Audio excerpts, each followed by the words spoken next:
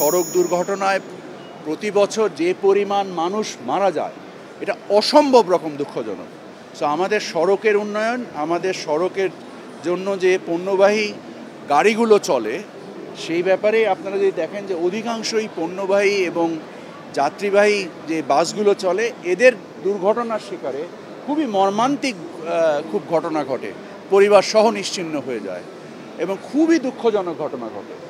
এই ক্ষেত্রে আমাদেরকে অবশ্যই সড়ক অবকাঠামো এবং আমাদের যে যাত্রীবাহী এবং পণ্যবাহী যে গাড়িগুলো আছে এগুলোর উন্নত ধরনের গাড়িতে যেতে হবে, না হলে আমাদের নিরাপত্তা বাড়বে না। আমরা খুবই দুঃখজনকভাবে যে পরিণতিগুলো দেখি সেগুলোই দেখতে থাকবো। এর পরিবর্তন হওয়া খুবই বাঞ্ছনীয়। আমাদের পরস্পরের যে collaboration and cooperation, that is the whole idea of BRI, the belt and road initiative, যেটা প্রাচীন যে আমাদের যে সিল্ক রুট ছিল ওখান থেকে অনুপ্রাণিত হয়ে এই জিনিসটা যে ট্রেড এবং ইনভেস্টমেন্টকে সংযোগ করার উদ্দেশ্যে আমাদের এই ধরনের উদ্যোগ। আপনারা দেখছেন যে 32টা চাইনিজ প্রতিষ্ঠান, 8টা বাংলাদেশি প্রতিষ্ঠান, এবং আপনারা দেখবেন যে এখানে বাংলাদেশি প্রতিষ্ঠানগুলোর মধ্যে ব্যাংক, কিছু আইনি সংস্থা, কিছু তথ্য সেবা সংস্থা, কিছু পরামর্শ সেবা সংস্থা, যারা আমাদের চাইনিজ বিনিয়োগকে সফল করার উদ্দেশ্যে বিভিন্ন রকমের সেবা প্রদান করবে।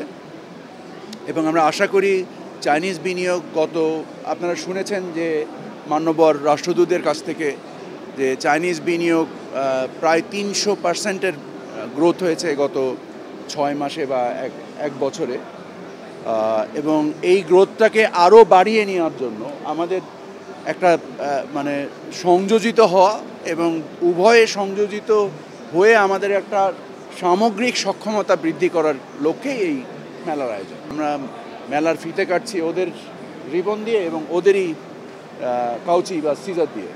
সো এখান থেকে আমাদের উত্তরণ করতে হবে। এই উত্তরণ করার ক্ষেত্রে আপনারা যারা সাংবাদিকতায় জড়িত তারা সম্ভাবনার দিকগুলো, সমস্যার দিকগুলো সঠিকভাবে অনুসন্ধানের মাধ্যমে তুলে ধরবেন। আমাদের কাজ হবে সেই সম্ভাবনাকে সঠিকভাবে পরিচালিত করা এবং সমস্যাগুলোকে কিভাবে দূর করতে পারি সেটার জন্য কাজ করা।